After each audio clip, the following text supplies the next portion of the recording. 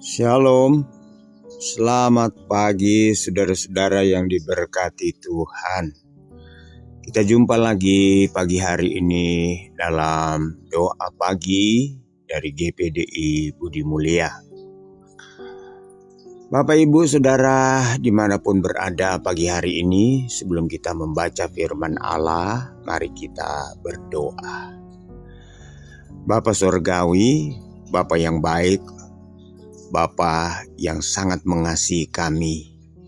Pagi hari ini kami datang kepadamu Bapa, kami bersyukur, berterima kasih atas segala kebaikan, kemurahan, pertolongan dan penyertaan Tuhan. Pagi hari ini kalau kami boleh ada, sebagaimana kami ada dengan tubuh yang sehat, kami percaya ini bukan karena kuat dan gagah kami. Bapa, terima kasih Bapa, sebelum kami masuk lebih jauh di hari yang baru ini dengan segala aktivitas kami mau datang kepadamu Bapa, kami mau dengar firman-Mu, kami mau bersekutu dengan Tuhan lewat firman-Mu.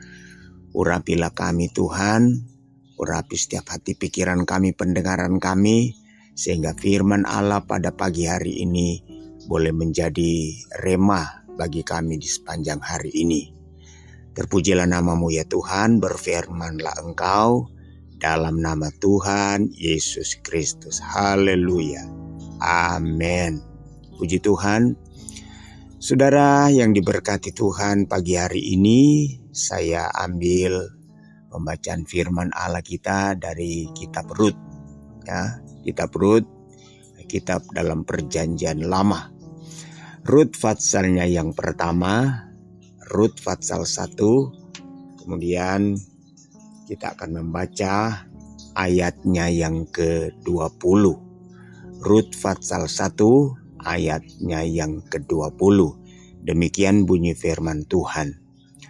Tetapi ia berkata kepada mereka, "Janganlah sebutkan aku Naomi, sebutkanlah aku Mara, sebab Yang Maha Kuasa telah melakukan banyak yang pahit kepadaku." Puji Tuhan. Saudara, tentu bagi umat Kristen, orang percaya, ayat ini tidak asing. Bahkan kisah ini juga tidak asing. Mungkin di pagi hari ini sudah kesekian kalinya saudara mendengarkan ayat ini atau membaca ayat ini. Tetapi saudara, tidaklah mengapa kalau pagi hari ini kembali kita membaca, agar supaya ayat ini kembali kita renungkan. Ya, sebab sesering mungkin kita membaca,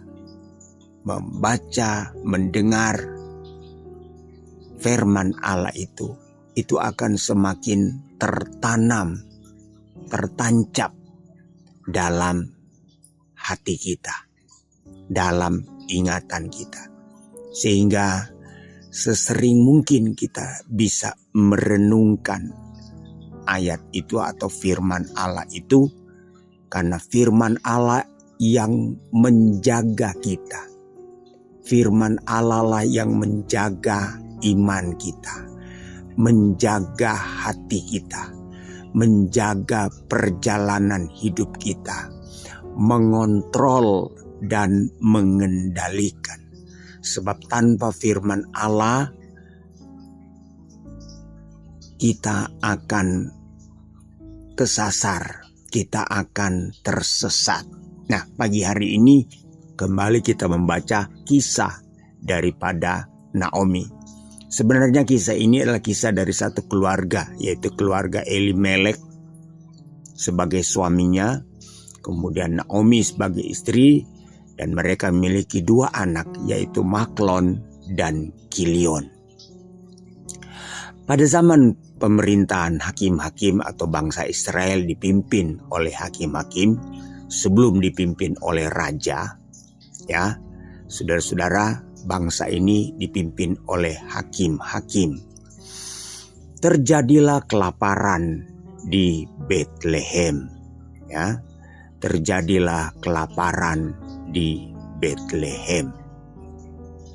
Saudara, dan ketika terjadi kelaparan, terjadi krisis, maka keluarga ini, yaitu keluarga Elimelek, mereka tanpa berpikir panjang, mereka mungkin tanpa bertanya, ya, karena pada waktu itu bangsa itu dipimpin oleh hakim-hakim. Kita tahu saudara-saudara, pemerintahan atas bangsa Israel itu, saudara-saudara, beberapa kali mengalami pergantian. Pertama, saudara-saudara, dipimpin oleh Musa dan dilanjutkan oleh Yosua.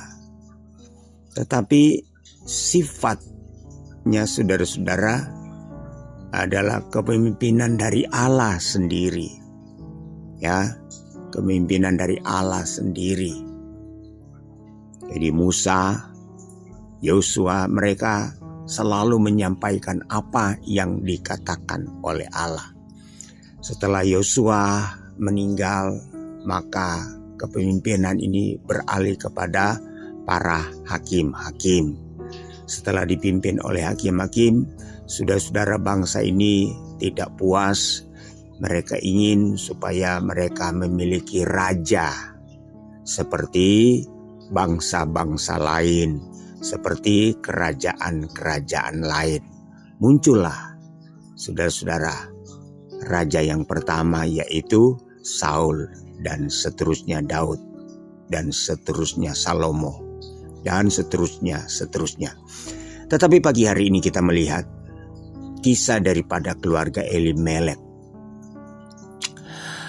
Ketika mereka pergi ke Moab, kita tahu saudara-saudara, Moab itu tentu kebudayaan, adat, tradisi daripada orang Moab dengan orang Israel itu berbeda.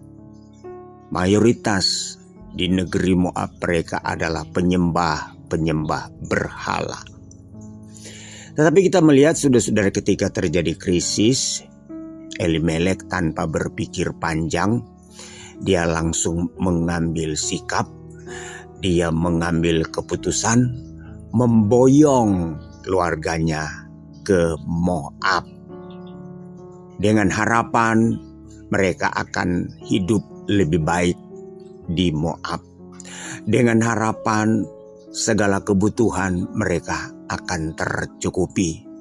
Dengan harapan mereka terhindar dari malapetaka atau kelaparan yang sedang terjadi di Betlehem. Sementara kita tahu saudara-saudara, Betlehem itu artinya rumah roti. Ya, artinya rumah roti. Mereka dari Efrata lagi. Tentu kita tahu sejarah dari Efrata, di mana tempat lahirnya Yesus Kristus. Tetapi ketika terjadi krisis, Elimelek tanpa berpikir panjang, tidak memikirkan resiko, tapi mereka langsung pergi ke Moab. Apa yang terjadi, saudara-saudara? Kenyataan yang mereka alami tidak seperti yang mereka harapkan, tidak seperti yang mereka dambakan, tidak seperti yang mereka impikan, tidak seperti yang mereka pikirkan, tidak seperti yang mereka dambakan. Angan-angan yang selama ini mungkin mereka coba membayangkan, menggambarkan kemakmuran, kebahagiaan. Tetapi apa yang terjadi? Kemalangan demi kemalangan, malapetaka demi malapetaka menimpa keluarga ini. Yang pertama, Elimelek dipanggil Tuhan, meninggal. Setelah itu Maklon dan Kilion mengambil istri orang-orang Moab. Otomatis usia sudah waktunya. Dan akhirnya Maklon dan Kilion pun meninggal. Disitulah Naomi sadar dan dia ingin kembali. Kenapa dia ingin kembali? Karena dia mendengar, mereka mendengar bahwa Tuhan sudah melawat umatnya di Bethlehem. Tuhan sudah melawat sehingga mereka ingin kembali. Haleluya.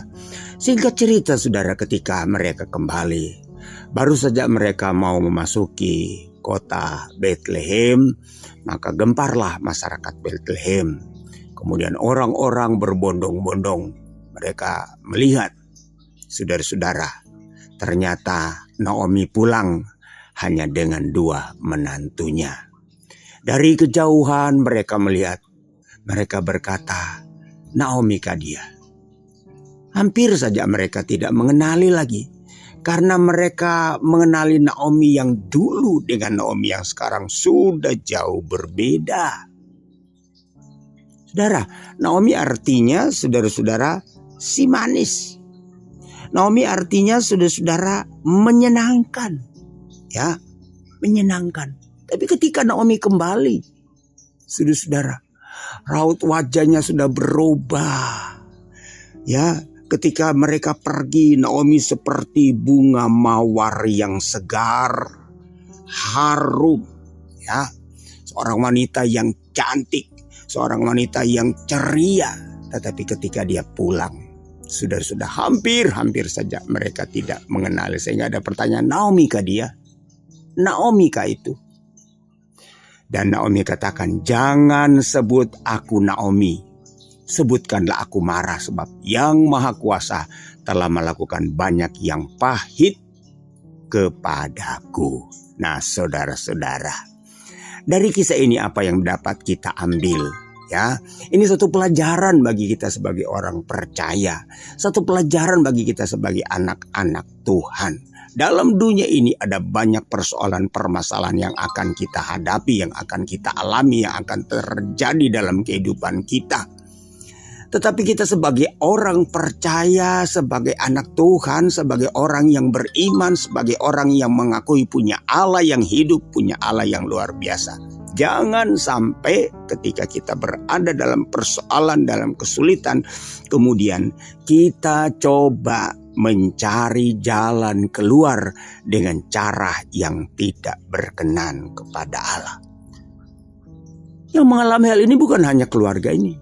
Ishak pun pernah mengalami, Abraham pun pernah mengalami. Satu waktu ketika terjadi kelaparan pada zaman Ishak ingin pergi ke Mesir, tapi Tuhan katakan jangan, tinggallah di Gerar. Dan Ishak taat. Dan akhirnya Allah memberkati Ishak di Gerar luar biasa. Jangan coba-coba kita lari ke Mesir. Jangan coba-coba kita lari ke Moab. Jangan coba-coba kita mensolusi persoalan permasalahan kita dengan cara-cara duniawi. Yang pertama, jangan coba-coba kita mensolusi persoalan dengan cara-cara duniawi. Yang kedua, jangan berkolaborasi dengan dunia ini, saudara-saudara. Ya. Kalau kita tidak mau mengalami seperti yang dialami oleh Naomi, ya, akhirnya dia katakan jangan sebut aku Naomi, sebut saja aku Mara, karena mereka banyak mengalami kepahitan demi kepahitan, saudara-saudara, ya. Yang ketiga, jangan kita mengandalkan pikiran dan kekuatan. Sebab Yeremia katakan dalam Yeremia 17, terkutuklah orang yang mengandalkan manusia, yang mengandalkan kekuatan.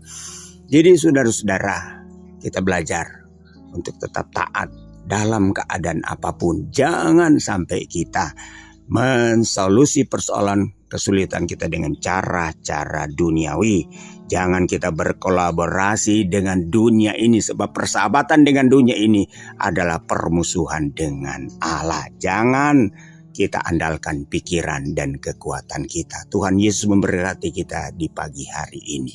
Haleluya. Kita berdoa. Bapa di sorga, terima kasih untuk firman-Mu pagi hari ini. Biarlah Tuhan mampukan kami ketika kami menghadapi persoalan permasalahan. Jangan sampai kami meninggalkan Engkau, meninggalkan iman kami untuk mensolusi setiap persoalan permasalahan kami. Tapi biarlah Tuhan kami yang kami andalkan, kami percaya tidak pernah berubah. Berkatilah setiap kami di sepanjang hari ini Bapa. Kami mengucap syukur dalam nama Yesus. Haleluya. Amin. Puji Tuhan, selamat pagi. Tuhan Yesus memberkati. Amin.